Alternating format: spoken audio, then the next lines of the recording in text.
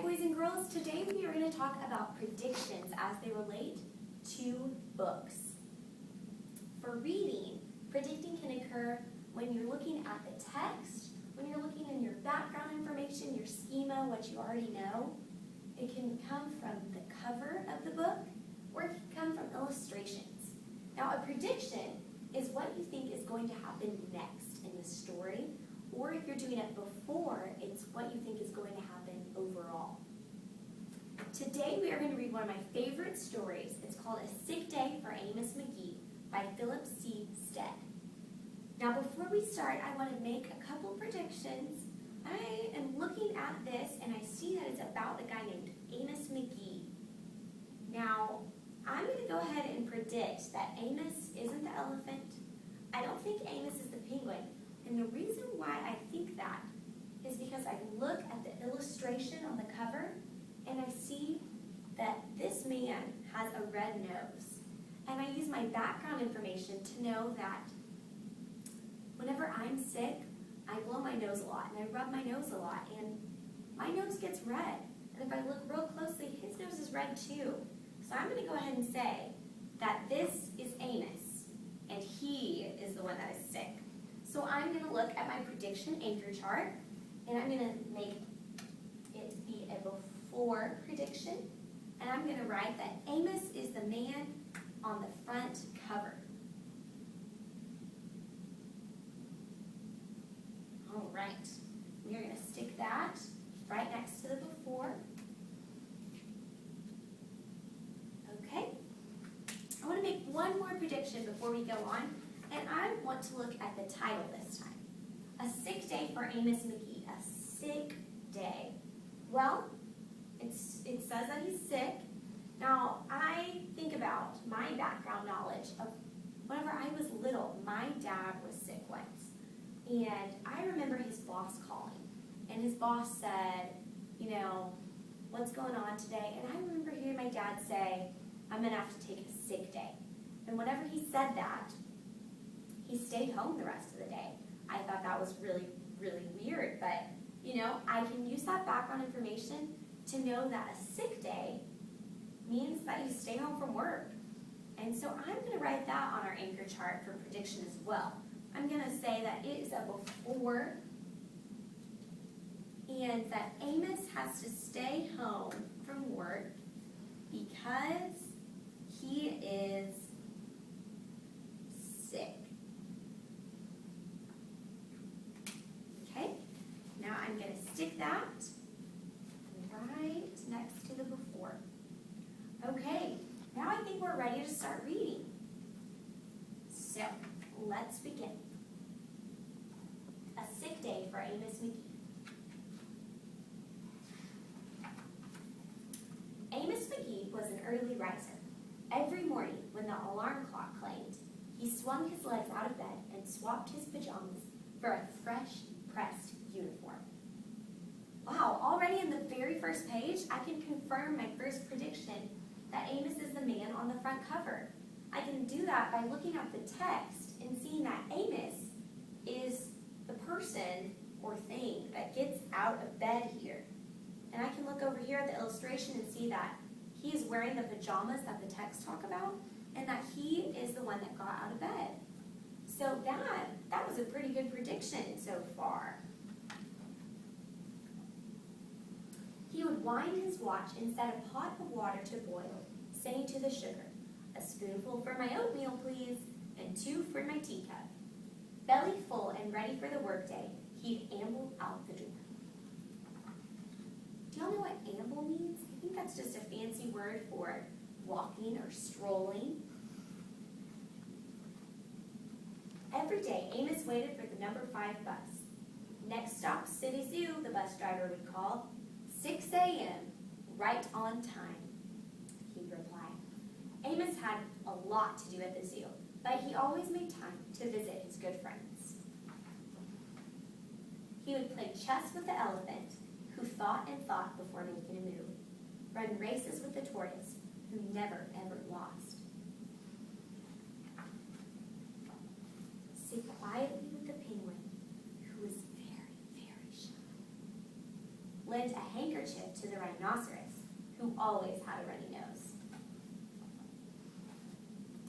And at sunset, read stories to the owl, who was afraid of the dark. One day, Amos awoke with the sniffles and the sneezes and the chills. He swung his achy legs out of bed, curled them back again, and said, "Ugh, I don't think I'll be going to work today." We made a prediction about going to work today. I said that Amos has to stay home from work because he's sick. Well, it just said in the text that Amos isn't going to work today. So I can say that that prediction was right on. That was right on target. While we're stopped, I want to go ahead and make another prediction. I want to see, I think I want to use the picture here, the illustration. I am looking at the picture, and I see that Amos is still in bed. And I know from my background knowledge that whenever I'm sick, I want to stay in bed all day and watch movies. So I'm going to make a prediction based on the illustration and based on my background knowledge that Amos stays in his bed all day and watches movies. Now is this, I'm saying that this isn't before. This is now during, because we are reading the book now. So I'm going to put this right there and this right next to it. All right, now let's see what happens.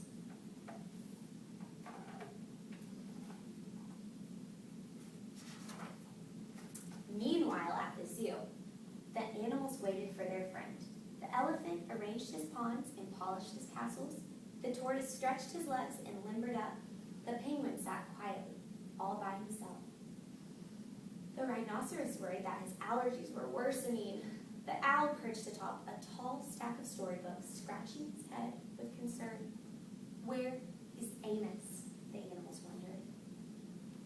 Whenever I am worried about my friends, I go and check on them. So I'm going to make a quick prediction that the animals go check on Amos.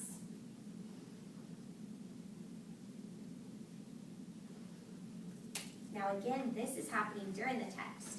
So I can put my during thing up and just do this.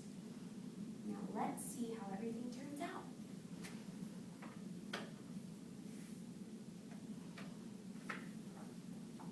Later that day.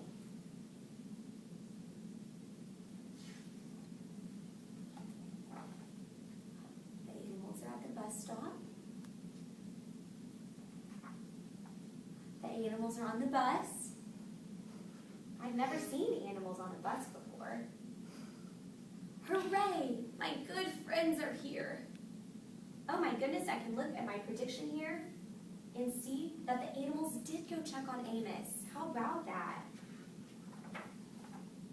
The elephant prepared a game of chess. Amos thought and thought before making a move. "I'm too tired to run races today," said Amos to the tortoise. "Let's play hide and seek instead." The tortoise hid inside of his shell. Amos hid beneath the covers. Amos yawned. "I could use a nap." The penguin sat quietly, keeping Amos's feet warm. Achoo! Amos awoke with a sneeze. The rhinoceros was ready with the handkerchief. "I'm beginning to feel much better." "Thank you," said Amos. To his friends, he swung his legs out of bed.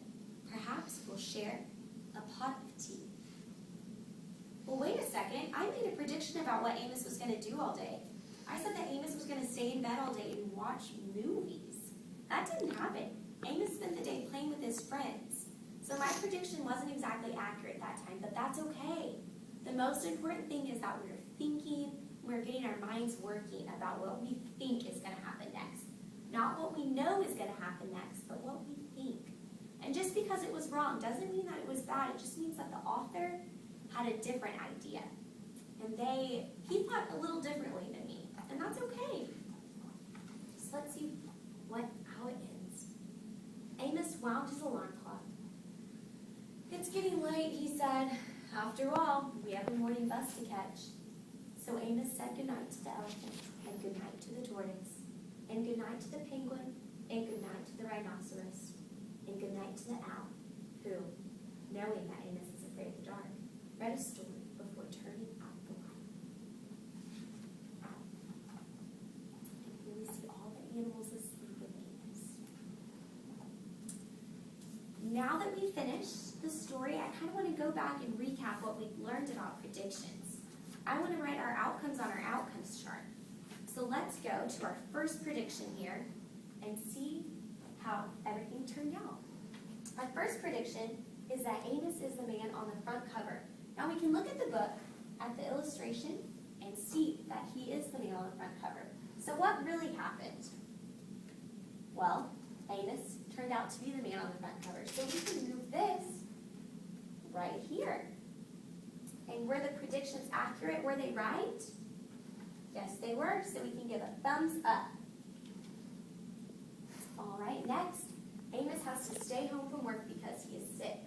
Well, we talked about that one. We talked about, the sick day that he took. So we can move that one back over to what really happened. So that prediction, was it accurate? Was it right? Yeah, it was. So we can put another thumbs up. Now our next prediction was that Amos stays in bed all day and watches movies.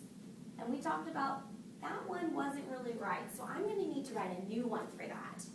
I'm going to write that Amos, instead of watching movies all day, Amos relaxes and plays with his friends all day. So I'm going to take this new one, that is the right thing that happened, and under what really happened, next to this one, I'm going to put Amos relaxes and plays with his friends all day. And that happened during. So was my prediction accurate? Was it right on? It wasn't. But that's okay. That is okay because I was thinking and I was processing what I thought was going to happen. Our very last prediction was that the animals go and check on Amos. That one was accurate. So we can put that one down here at what really happened during the story, and it was accurate. We can give it a thumbs up. All right, so it looks like we made our predictions, we made our outcomes, and I think that we really understand this predicting thing.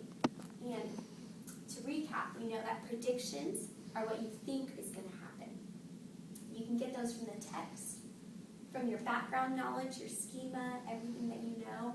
You can get it from the cover of a story, and you can get it from illustrations. So tomorrow, we are going to do another one of my favorite books, and we are going to make predictions and outcomes together. So I'm going to need y'all's help tomorrow, so I hope you come prepared.